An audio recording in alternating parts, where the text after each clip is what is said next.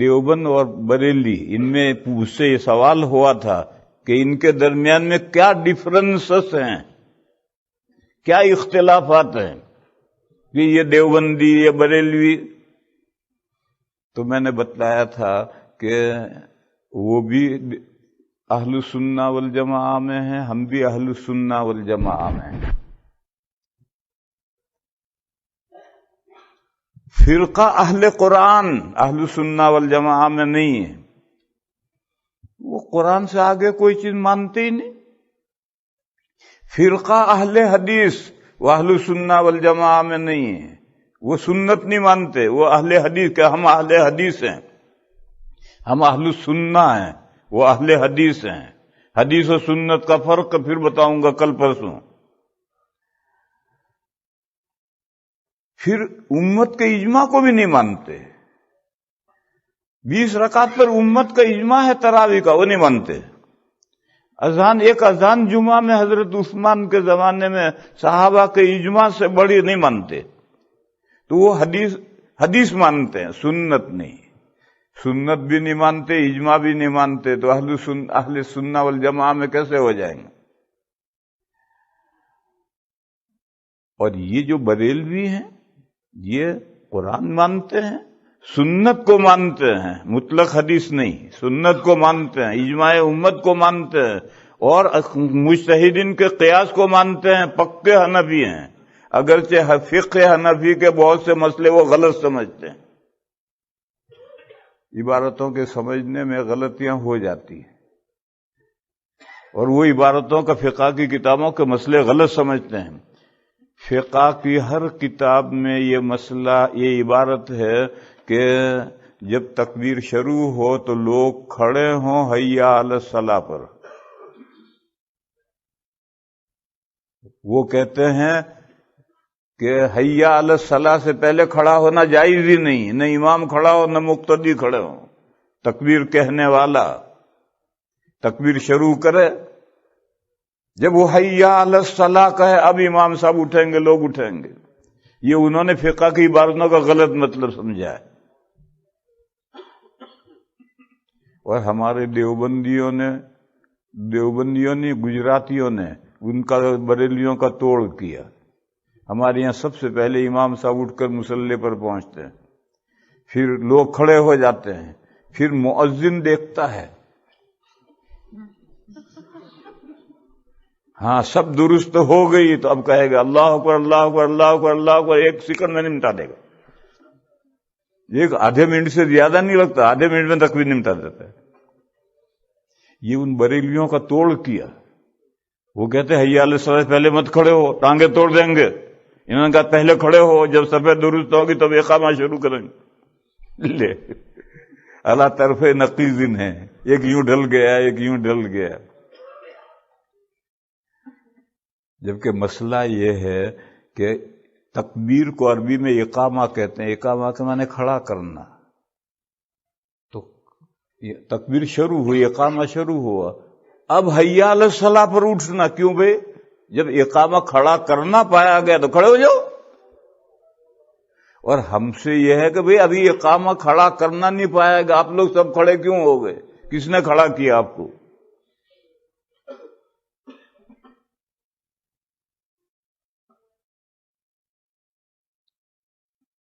انہوں نے عبارت کا کیا مطلب فقہ میں عبارت ہے یقوم الناس عند حی علی الصلاۃ، لوگ کھڑے ہوں حی علی الصلاۃ پر. اس کا مطلب یہ سمجھا انہوں نے، حالانکہ اس کا مطلب یہ تھا کہ اقامہ شروع ہونے کے بعد، تکبیر شروع ہونے کے بعد میں اگر کوئی بیٹھا رہے تو گنجائش ہے. کب تک گنجائش ہے؟ جب اس نے کہا حی علی الصلاۃ، اب بیٹھے رہنے کی گنجائش نہیں. کیوں؟ جب وہ کہتا آؤ نماز کی طرف، پھر آپ بیٹھے بیٹھے مکھیاں کیوں مار رہے؟ یہ تو اللہ کے داعی کی مخالفت ہے. یہ اللہ کی طرف سے بلا رہا آؤ نماز کی طرف، آپ بیٹھے بیٹھے مکھیاں مار رہے. اب تو کھڑا ہو ہی جانا ہے. عبارت کا یہ مطلب تھا کہ لوگ حی علی الصلاۃ پر کھڑے ہوں، یعنی کھڑے ہو ہی جائیں. یہ مطلب نہیں تھا کہ اس سے پہلے کھڑے نہ ہو. جب اقامہ پایا گیا، کھڑا کرنا پایا گیا، تو کیوں نہ کھڑے ہوں؟ ہاں، اب بیٹھے رہنا درست نہیں. یہ جو مطلب ہے در مختار میں جہاں یہ عبارت آئی ہے، در مختار کی ایک شرح ہے تحتاوی علی الدر. ایک بہت بڑے آدمی ہیں سید احمد تحتاوی، مصر کے ہیں. انہوں نے در مختار کی شرح لکھی. انہوں نے یہ مطلب لکھا ہے اس عبارت کا کہ حیا علی الصلاح ہو گیا، اب بیٹھے مت رہو. بیٹھے رہنا یہاں تک مؤخر ہو سکتا ہے، اس سے مقدم کھڑے ہونا جائز نہیں. یہ بات کا مطلب ہی نہیں ہے.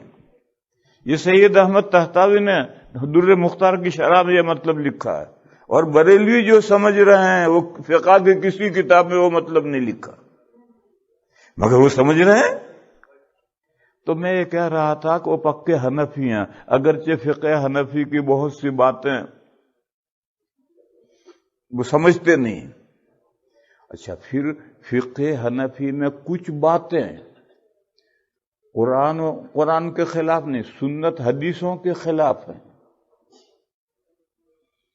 اب جب ایسی صورت پیش آ جائے تو پرائیورٹی کس کو؟ حدیث کو، سنت کو، یا فقہ کی عبارت کو؟ وہ کہتے فقہ کی عبارت کو، دیوبند کہتا نہیں، اب پرائیورٹی سنت کو ہے. اور فقہ کی عبارتیں ہیں، کسی زمانے میں ایسا خیال ہوگا تو لکھ دی گئی، وہ عبارتیں نہیں لیں گی. اس کی بے شمار مثالیں ہیں. قبر پر چادر چڑھانا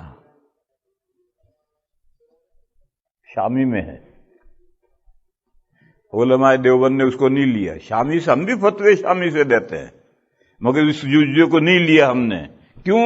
حدیث سے اس کی ممانعت ہے. یا جیسے بہت مثالیں ہیں، ایک دو مثالیں نہیں، بہت مثالیں ہیں. یہی ترمذی شریف میں روایت ہے، حضرت ابن عمر رضی اللہ تعالی عنہما اپنے شاگردوں کے ساتھ ایک مسجد میں گئے. وہاں اذان تو ہو گئی تھی، نماز سے تھوڑی دیر پہلے تصویب ہوئی. مؤذن نے پھر اعلان کیا، نماز کو آ جاؤ، نماز کو آ جاؤ. تو حضرت ابن عمر نے کہا کہاں؟ حضرت ابن عمر آخر میں نابینا ہو گئے تھے. تو فرمایا تم کہاں مجھے بدعتیوں کی مسجد میں لے آئے اور نماز نہیں پڑھی؟ حضرت وہاں سے چلے گئے. ارے بھائی، جب اذان ہوئی ہے تو اب یہ دوسری اذان کی ضرورت کیا ہے؟ اور اگر دوسری کی ضرورت ہے پھر تیسری کرو، پھر چوتھی کرو، بس کرتے ہی رہو. نماز ہی مت پڑھو، بلاتے ہی رہو لوگوں کو. اب یہ تصویر ان بریلویوں کے یہاں لازم ہے، کیونکہ فقہ میں لکھا ہے. حنفیہ کہتے ہیں کہ فقہ میں بے شک لکھا ہے، لیکن حضرت ابن عمر جن کا خاص لقب ہے متواع السنہ، سنت کے بہت زیادہ پیروی کرنے والے، ابن عمر، انہوں نے اس کو بدعت کہا اور وہ مسجد سے چلے گئے، نماز نہیں پڑھی. لہذا فقہ کا جزیہ ہے، لپیٹ کر رکھ دو، ہم اس کو فتویٰ نہیں دیں گے، ہم تصویب نہیں کرتے. تو ایسے بہت سے مسائل ہیں جب فقہ کا کوئی جزیہ، فقہ میں جزیہ ہے کہ بڑے آدمی کی قبر پر کتبہ لگا سکتے ہیں، تو اب مسلمانوں کے یہاں بھی مسلمانوں کی قبروں پر کتبے شروع ہو گئے. اور حدیث ترمذی شریف میں حدیث اعلیٰ درجے کی صحیح حسن صحیح حدیث ہے کہ نبی پاک صلی اللہ علیہ وسلم نے قبر پر بیٹھنے سے اور قبر پر لکھنے سے منع کیا ہے. کہ فقہ میں لکھا ہے، فقہ میں لکھا ہے، لیکن حدیث ہے تو قبر پر کتبہ لگانا جائز نہیں. اب کوئی کہے کہ دیوبند میں تو لگ رہے ہیں کتبے، تو دیوبندی بھی کھسکتے بریلیوں کی گود میں جا رہے ہیں. ایک بالی کا فاصلہ رہ گیا. بس اگر دیوبند میں یہ عمل ہے تو صحیح نہیں ہے، حدیث صحیح ہے اور حدیث پر عمل. تو میں فرق بتلا رہا، ایک تو فقہ کے بعض جزیات تو بریلوی سمجھتے نہیں، اونھے سیدھے سمجھتے ہیں، اور بعض جزیات کو پکڑتے ہیں، صحابہ کے آثار اور حدیث کو پیچھے. دیوبند کہتا نہیں، صحابہ کا اثر حدیث پہلے، جزیات اس کے اکارڈنگ ہیں تو لیں گے ورنہ رہنے دیں گے۔